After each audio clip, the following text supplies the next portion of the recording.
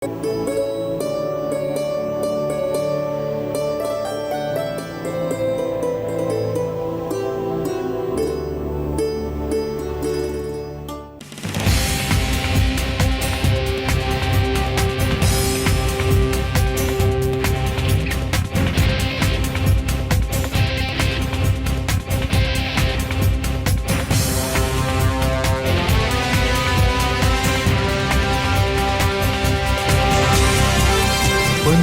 ગુજરાત।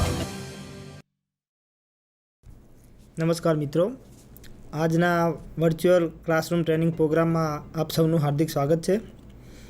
હું હિરેનસિંહ પટેલ આઈટીઆઈ ગાંધીધામમાં supervisor instructor electrical ગ્રુપમાં ફરજ નિભાવું છું। આજે આપણે એસી સર્કિટ વિશે અભ્યાસ કરીશું। એસી સર્કિટ વિશે તમે બધા જાણતા હશો, તો આજે આપણે સૌપ્રથમ એસી સર્કિટનો પરિચય મેળવીએ। એસી સર્કિટમાં એવું હોય છે કે જે સર્કિટ સાથે એટલે કે જે સર્કિટમાં સાધનોને ઓલ્ટરનેટિંગ સપ્લાય આપવામાં આવે છે તેને એસી સર્કિટ તરીકે ઓળખવામાં આવે છે। એસી સર્કિટમાં ઓલ્ટરનેટિંગ કરંટનું વહન થાય છે। હવે એસી સર્કિટમાં આપણે જાણીએ છીએ કે 3 લોડ હોય છે। એક first resistive load, inductive load અને કેપેસિટિવ લોડ। એટલે આપણે અત્યાર સુધી ઘરગથ્થુ સર્કિટ હોય કે ઇન્ડસ્ટ્રીયલ હોય કે ડોમેસ્ટિક હોય, બધી સર્કિટોમાં 3 પ્રકારના લોડનો ઉપયોગ થાય છે, જેમાં પહેલો રેઝિસ્ટિવ લોડ હોય, બીજો ઇન્ડક્ટિવ લોડ હોય છે અને ત્રીજો કેપેસિટિવ લોડ હોય છે। તો આ ઉપર આપણે થોડો અભ્યાસ કરીશું। તો સૌપ્રથમ આપણે રેઝિસ્ટર વિશે સમજીએ। તો રેઝિસ્ટરનો એક એવો ગુણ હોય છે કે જે સર્કિટમાં વહેતા કરંટને અવરોધ કરે છે, એટલે નડતરરૂપ થાય છે, તેને રેઝિસ્ટન્સ કહેવામાં આવે છે। હવે રેઝિસ્ટન્સનો એકમ ઓમ છે અને તેને ઓમેગા વડે દર્શાવવામાં આવે છે। હવે ઇન્ડક્ટન્સ વિશે થોડું જાણી લઈએ। એસી સર્કિટમાં કોઇલ જોડવામાં આવે છે ત્યારે વીજ પ્રવાહની કિંમતમાં ફેરફાર થાય છે, અને જ્યારે વીજ પ્રવાહની કિંમતમાં ફેરફાર થાય એટલે સેલ્ફ અથવા મ્યુચ્યુઅલ ઇન્ડક્શન ઉત્પન્ન થાય છે। હવે કોઇલમાં જો આ સેલ્ફ અને મ્યુચ્યુઅલ ઇન્ડક્શન ઉત્પન્ન થાય છે તો આવા ગુણને ઇન્ડક્ટન્સ તરીકે ઓળખવામાં આવે છે। હવે ઇન્ડક્ટન્સનો એકમ હેનરી છે અને તેને ટૂંકમાં એલ વડે દર્શાવવામાં આવે છે।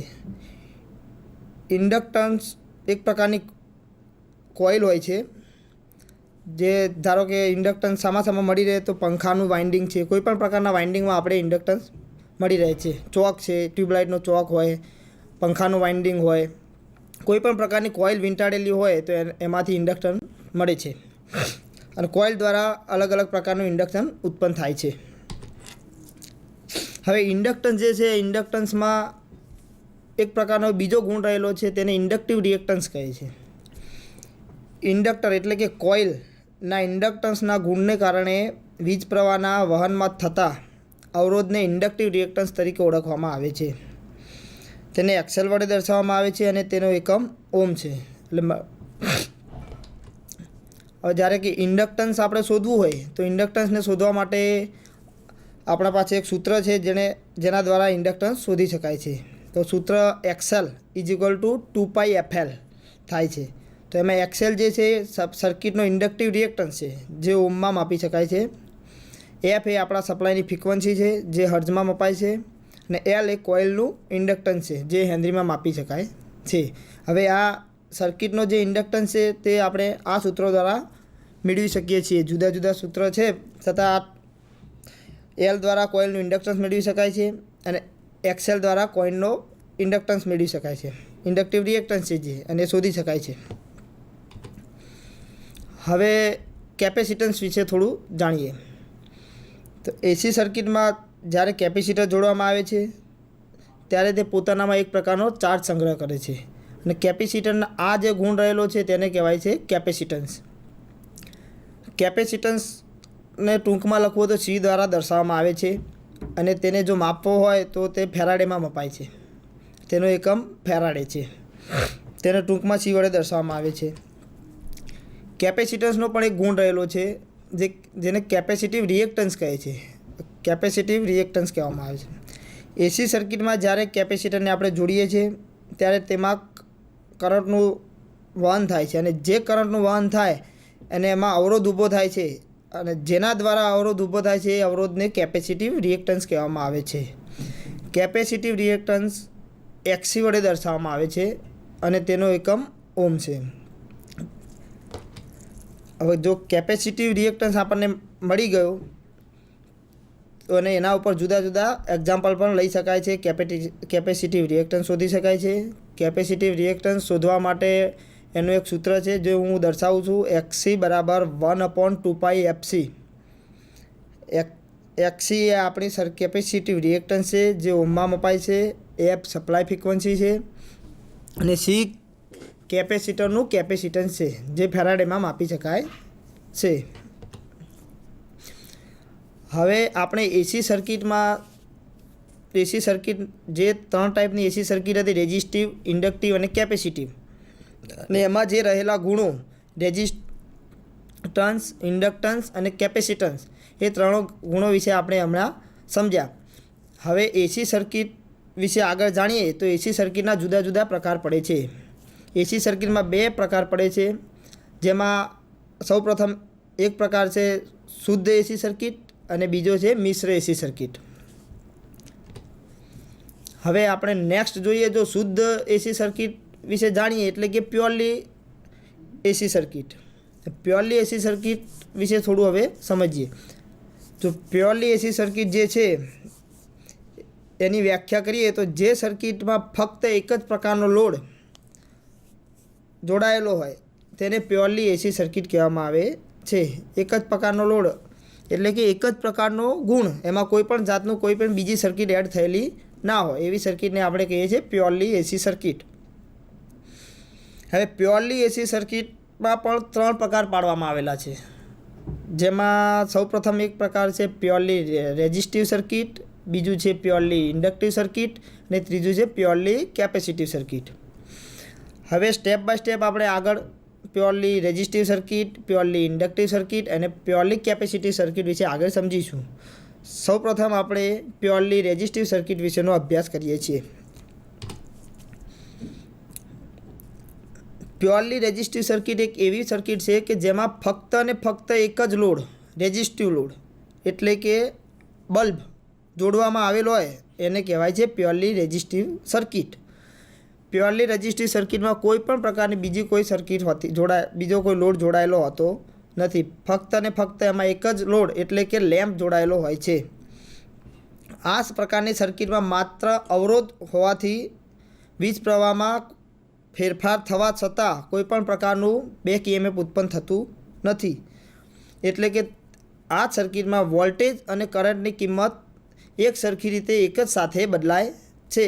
જ્યારે વોલ્ટેજ મેક્સિમમ થશે તે જ સમયે કરંટ પણ મેક્સિમમ થશે, અને જ્યારે વોલ્ટેજ 0 થશે એ જ સમયે કરંટ પણ 0 થશે, એટલે બંને એકી સાથે એક જ ફેઝમાં ચાલે છે। એટલે પ્યોરલી રેઝિસ્ટિવ જે સર્કિટ છે એમાં વોલ્ટેજ અને કરંટનું મૂલ્ય એકી સાથે 0 અને એકી સાથે મેક્સિમમ થાય છે, એટલે બંને એક જ સાથે એક જ ફેઝમાં સાથે સાથે ચાલે છે। એટલે જ્યારે બંને એક સાથે એક જ ફેઝમાં ચાલે છે ત્યારે તેનો power factor cos phi unity થાય છે અને જેની કિંમત 1 છે। હવે આપણે મિત્રો જોઈએ કે જો cos phi અહીંયા બતાવેલ છે તો પહેલાં સૌપ્રથમ તો આપણે cos phi, હવે cos phi શું છે એના વિશે આપણે સમજવું જોઈએ। તો આપણે આજે સૌપ્રથમ હું આગળની સર્કિટ સમજાવું એ પહેલાં આપણે cos phi એટલે કે પાવર ફેક્ટર એના વિશે જરા થોડું સમજી લઈએ। પાવર ફેક્ટર શું છે અને એ આપણી એસી સર્કિટમાં પાવર ફેક્ટર ક્યાં કામ લાગે છે અને પાવર ફેક્ટરની જરૂરિયાત શું છે। તો સૌપ્રથમ આપણે સમજીએ power factor cos phi। cos phi ને સમજવા માટે cos phi ને આગળ જોઈશું। cos phi એટલે પાવર ફેક્ટર। હવે પાવર ફેક્ટર સમજવાની સાથે સાથે આપણે પહેલાં થોડું પાવર વિશે થોડું જાણી લઈએ। પાવર ડીસી સર્કિટમાં પાવર બરાબર વોલ્ટેજ અને કરંટનો ગુણાકાર કરીએ એટલે આપણને પાવર મળે છે, જેથી એનું સૂત્ર થાય P બરાબર VI। પરંતુ જ્યારે એસી સર્કિટની વાત કરીએ છીએ ત્યારે એસી સર્કિટમાં પી બરાબર વીઆઈ કોસ ફાઈ થાય છે અને જે કોસ ફાઈ છે એને કહેવાય છે પાવર ફેક્ટર. હવે એસી સર્કિટમાં વોલ્ટેજ અને કરંટ જે હોય છે તે એકબીજા સાથે ચાલતા રહેતા હોય છે અને જે વોલ્ટેજ અને કરંટના મૂલ્યો અમુક સમય અને દિશાની સાથે બદલાતા રહેતા હોય છે.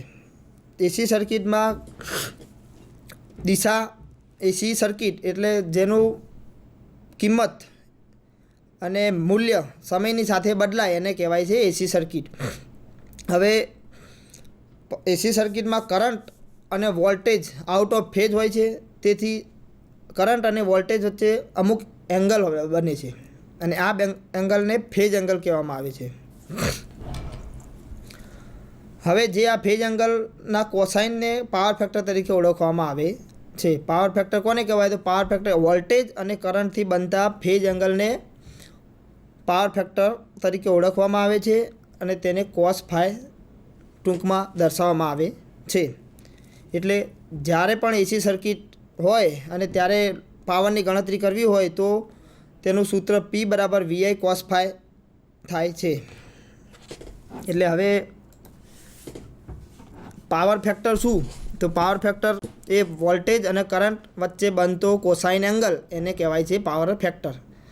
એની જુદી જુદી 3 વ્યાખ્યાઓ છે. એમાં પહેલી વ્યાખ્યા આપણે સમજી ગયા કે ભાઈ વોલ્ટેજ અને કરંટ વચ્ચે જે કોઈ કોસાઇન એંગલ બને છે એને કહેવાય છે પાવર ફેક્ટર. હવે નેક્સ્ટ જો બીજી વ્યાખ્યા આપણે કરીએ તો પાવર ફેક્ટરમાં એવું છે કે જે પી બરાબર વીઆઈ થાય છે. એક તો પહેલો પાવર મળે છે અને પાવર ફેક્ટર કોસ ફાઈ બરાબર આર બાય ઝેડ, એટલે આર એ સર્કિટનો અવરોધ છે અને ઝેડ એ સર્કિટનો ઇમ્પિડન્સ થાય છે. અને ત્રીજી વ્યાખ્યા છે કોસ ફાઈ બરાબર ટ્રુ પાવર ભાગ્યા એપરન્ટ પાવર.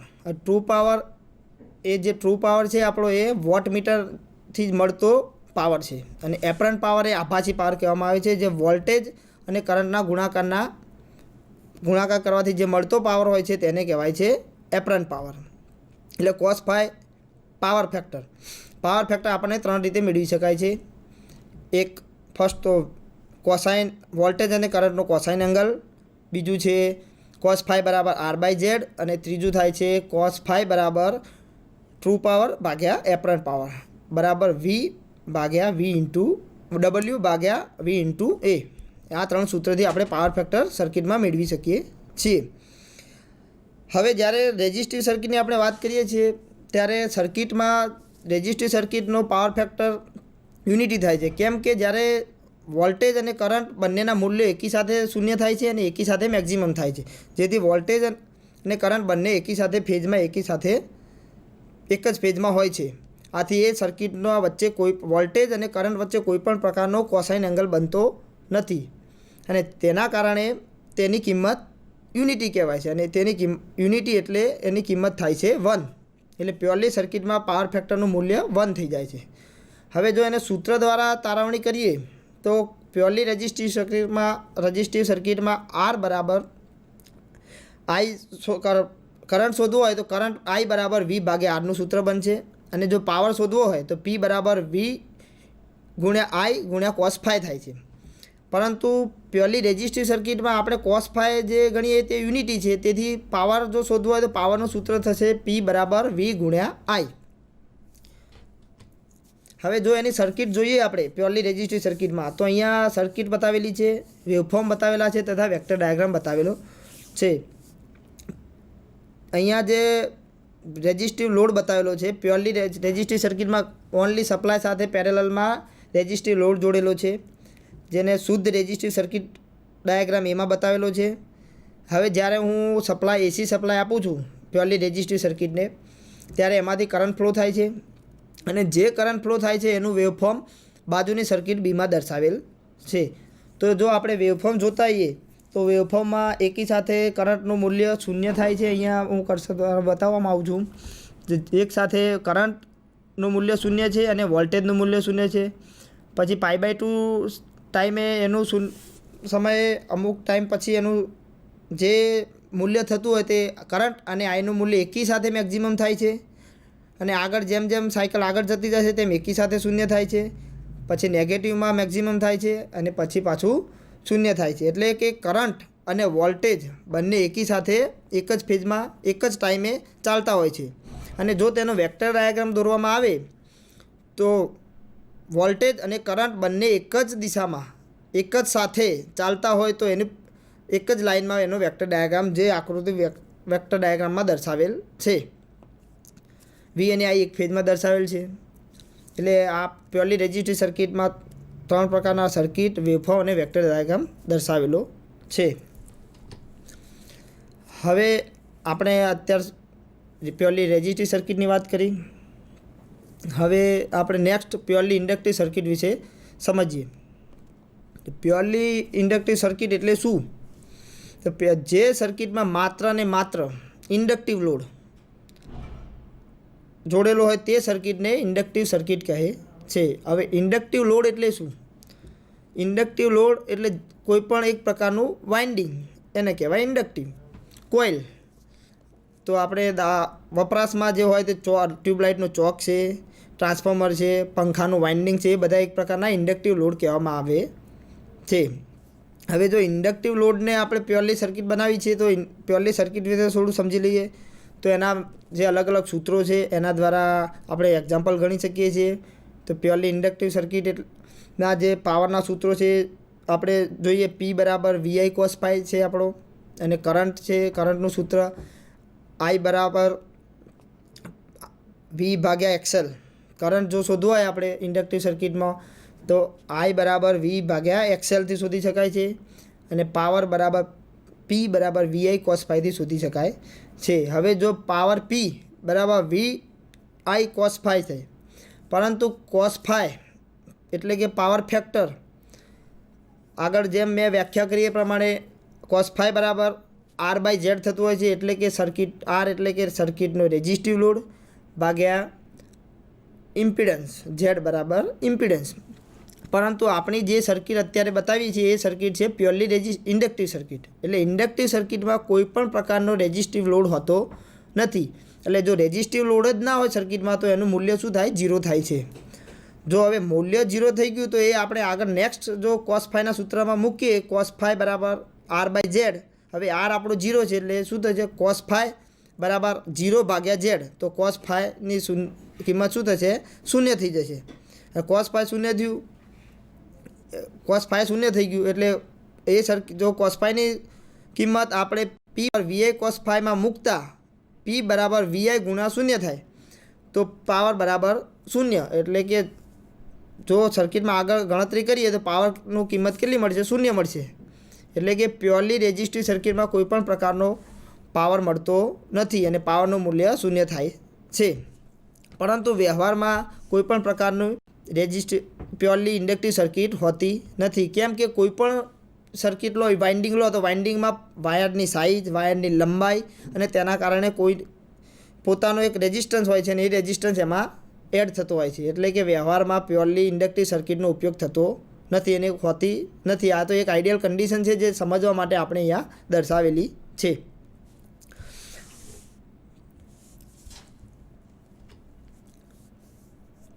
હવે પ્યોરલી ઇન્ડક્ટિવ સર્કિટની વાત કરીએ તો પ્યોરલી ઇન્ડક્ટિવ સર્કિટમાં ઇન્ડક્ટન્સનો માત્ર ઇન્ડક્ટન્સ રહેલો છે અને એ ઇન્ડક્ટન્સમાંથી જો કરંટ પસાર કરીએ તો એ કરંટ વોલ્ટેજ કરતાં 90 ડિગ્રી પાછળ રહે છે.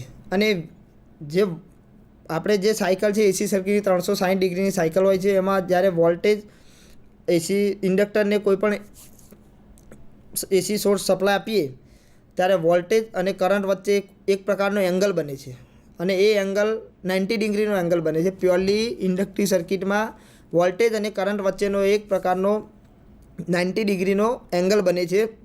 એટલે કે શરૂઆતમાં કરંટ વોલ્ટેજની કિંમત આગળ જતી હોય છે અને કરંટ પાછળ રહેતો હોય છે. એટલે 90 ડિગ્રી જેમ જેમ વોલ્ટેજ એન્ટી ક્લોકવાઇઝ આગળ જતા જશે એમ 90 ડિગ્રી કરંટ એની પાછળ જતો રહે છે. એટલે કે બંને વચ્ચે એક પ્રકારનો 90 ડિગ્રીનો એંગલ બનતો રહે છે અને તેના કારણે કરંટ એ વોલ્ટેજ કરતાં 90 ડિગ્રી પાછળ રહે છે. એટલે કે ઇન્ડક્ટિવ સર્કિટમાં કરંટ વોલ્ટેજ કરતાં 90 ડિગ્રી લેગ રહે છે. હવે પ્યોરલી જે ઇન્ડક્ટિવ સર્કિટ છે આપણે એના સર્કિટ ડાયાગ્રામ દ્વારા એના વેવફોર્મ દ્વારા તથા એના વેક્ટર ડાયાગ્રામ દ્વારા સમજીએ. તો અહીંયા એક ઇન્ડક્ટિવ સર્કિટનો ડાયાગ્રામ બતાવેલો છે. એમાં એક ઇન્ડક્ટર કોઇલ બતાવી છે અને એને સપ્લાય સાથે પેરેલલમાં જોડવામાં આવે છે. ધારો કે એને સપ્લાય સાથે પેરેલલમાં જોડીએ અને 230 વોલ્ટ આપીએ છીએ, તો એમાંથી સર્કિટમાંથી આઈ કરંટ ફ્લો થાય છે અને આઈનો કરંટ ફ્લો થાય છે તે બાજુના વેવફોર્મમાં બતાવેલ છે. શરૂઆતમાં જ્યારે વોલ્ટેજ 0 હોય છે ત્યારે કરંટ 90 ડિગ્રી પછી જ 0 થાય છે. એટલે વોલ્ટેજ અને કરંટ બંને વચ્ચે એક પ્રકારનો 90 ડિગ્રીનો તફાવત ઉત્પન્ન થાય છે અને જે વેક્ટર ડાયાગ્રામમાં દર્શાવેલ છે. અને એના કારણે શરૂઆતમાં વોલ્ટેજ આગળ જાય છે, પછી એની પાછળ કરંટ આવે છે. એટલે કે વોલ્ટેજ કરતાં કરંટ 90 ડિગ્રી પાછળ રહે છે. એટલે પ્યોરલી ઇન્ડક્ટિવ લોડમાં કરંટ એ વોલ્ટેજ કરતાં 90 ડિગ્રી લેગ કરે છે. એટલે આપણે ટૂંકમાં સમજવું હોય તો ઇન્ડક્ટિવ સર્કિટમાં પાવર ફેક્ટર લેગિંગ હોય છે. હવે નેક્સ્ટ પ્યોરલી ઇન્ડક્ટિવ સર્કિટ વિશે સમજ્યા, તો હવે નેક્સ્ટ આપણે પ્યોરલી કેપેસિટી સર્કિટ વિશે સમજીએ. પ્યોરલી કેપેસિટી સર્કિટ સમજીએ પહેલાં આપણે થોડા ટૂંકમાં ઇન્ડક્ટિવ સર્કિટ વિશે થોડું ટૂંકાણમાં શોર્ટમાં સમજી લઈએ કે ભાઈ જે જરૂરી મુદ્દાઓ છે આપણે ઇન્ડક્ટિવ સર્કિટમાં શું જરૂરી છે. બહુ લાંબુ સમજવા કરતાં એકદમ ટૂંકા મુદ્દાઓ છે તે થોડા સમજી લઈએ. તો એમાં પ્યોરલી ઇન્ડક્ટિવ સર્કિટના ગુણો, જેને કહેવાય ગુણો, કરંટ એ વોલ્ટેજ કરતાં 90 ડિગ્રી પાછળ રહે છે. અને જો કરંટની કિંમત પ્યોરલી ઇન્ડક્ટિવ સર્કિટમાં શોધવી હોય તો I બરાબર V/XL વડે શોધી શકાય છે અને પાવર એનો P બરાબર VI cos phi તરીકે શોધી શકાય છે. પરંતુ સરેરાશ અહીંયા પ્યોરલી ઇન્ડક્ટિવ સર્કિટમાં સરેરાશ પાવરની કિંમત 0 થાય છે. હવે આપણે કેપેસિટી સર્કિટ વિશે સમજીએ. તો પ્યોરલી કેપેસિટી સર્કિટ કોને કહેવાય છે? તો જ્યારે જે સર્કિટમાં માત્ર ને માત્ર કેપેસિટિવ લોડ એટલે કે કેપેસિટર જોડેલું હોય તે સર્કિટને પ્યોરલી કેપેસિટી સર્કિટ કહેવામાં આવે છે. પ્યોરલી કેપેસિટિવ સર્કિટમાં સર્કિટનો કેપેસિટન્સ તથા શોધવા માટે અલગ અલગ સૂત્રો છે. પ્યોરલી કેપેસિટી શોધી શકાય છે. કરંટ શોધવા માટેના સૂત્રો છે. પાવર શોધવા માટેના અલગ અલગ સૂત્રો છે. તો હવે આપણે કરંટ અને પાવરના સૂત્રો વિશે હું નીચે થોડી માર્ગદર્શન આપું છું. જો પ્યોરલી કેપેસિટિવ સર્કિટ હોય અને કરંટ શોધવો હોય તો XC પ્યોરલી કેપેસિટીમાં કરંટ શોધો તો I બરાબર V/XC, જ્યાં XC એ I બરાબર V/XC છે. જ્યાં XC એ પ્યોરલી કેપેસિટિવ સર્કિટનો રિએક્ટન્સ છે, કેપેસિટિવ રિએક્ટન્સ થાય છે. અને P બરાબર VI, પાવર શોધવા માટે P બરાબર VI cos phi છે. હવે આગળ જેમ ઇન્ડક્ટિવ સર્કિટમાં જોયું તેમ આમાં પણ cos phi નું મૂલ્ય R/Z ગણીએ. cos phi = R/Z એટલે કે સર્કિટનો રેઝિસ્ટન્સ ભાગ્યા સર્કિટનો ઇમ્પિડન્સ. હવે જો સર્કિટમાં પ્યોરલી કેપેસિટી સર્કિટ છે તો સર્કિટમાં કોઈ પણ પ્રકારનો રેઝિસ્ટન્સ જ નથી, એટલે રેઝિસ્ટન્સની વેલ્યુ 0 છે. તેથી જો પાવર ફેક્ટર cos phi બરાબર R/Z = 0/Z થાય છે. તેથી પાવરનું મૂલ્ય 0 થાય છે. કેમ કે પાવર ફેક્ટર ઓવરઓલ 0 થઈ ગયું. એટલે પાવર ફેક્ટરને જો આપણે P બરાબર VI cos phi ના સૂત્રમાં મૂકીએ તો P બરાબર VI × 0 થાય. તેથી આપણો પાવર P બરાબર 0 થાય છે. પરંતુ કોઈપણ પ્રકારની સર્કિટમાં એટલે કે પ્યોરલી કેપેસિટી જે સર્કિટ છે એમાં પ્યોરલી કેપેસિટી સર્કિટમાં એક પણ પ્યોરલી હોતી નથી. વ્યવહારમાં કે પ્રેક્ટિકલમાં ક્યાંય વપરાતી નથી. કેમ કે જે આપણે કેપેસિટર છે એમાં એક પ્રકારનો ડાઇલેક્ટ્રિક મટીરિયલ હોય છે અને એની અંદર પોતાનો એક રેઝિસ્ટન્સ રહેલો હોય છે. તેથી તે પ્યોરલી કેપેસિટી સર્કિટ કહેવાતી નથી. પણ આ એક આઈડિયલ એક્ઝામ્પલ તરીકે આપણે આનો ઉપયોગ કરીએ છીએ.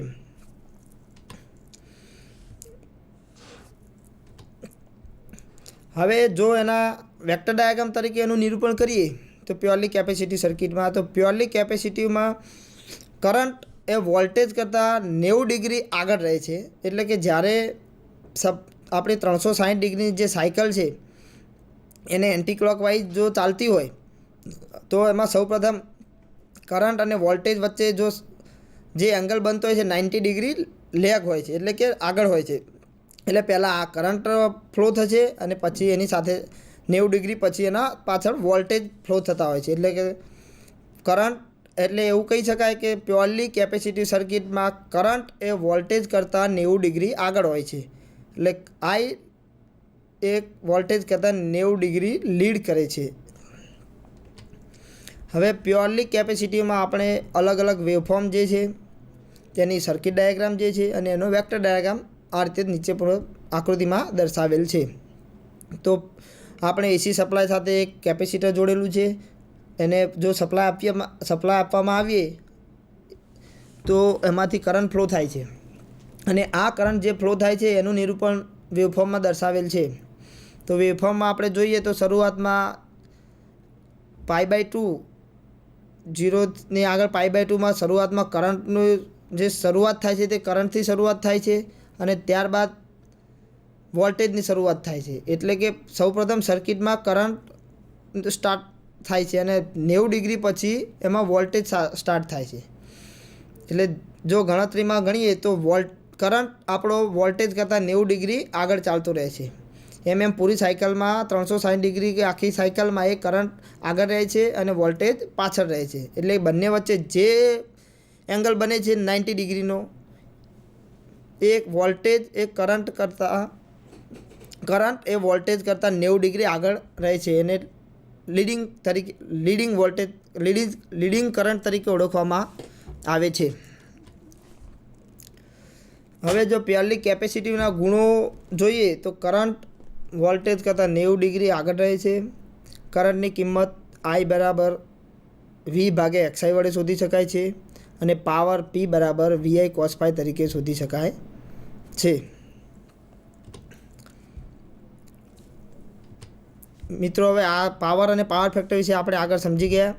તો આપણે અત્યારે જે એસી સર્કિટ સમજ્યા એમાં હું ફરીથી થોડો સારાંશ આપી દઉં કે જ્યારે એસી સર્કિટ કોને કહેવાય? તો એસી સર્કિટ એ ઓલ્ટરનેટિંગ સર્કિટ છે અને એમાં બે અલગ અલગ પ્રકાર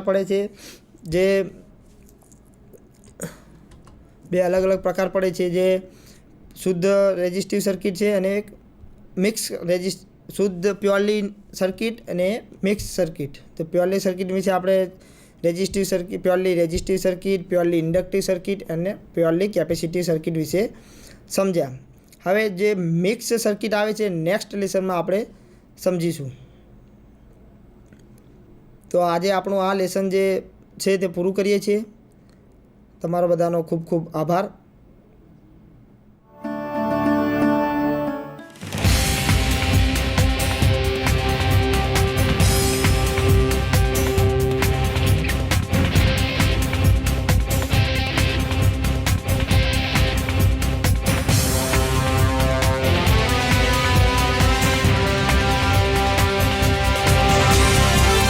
વંદે ગુજરાત.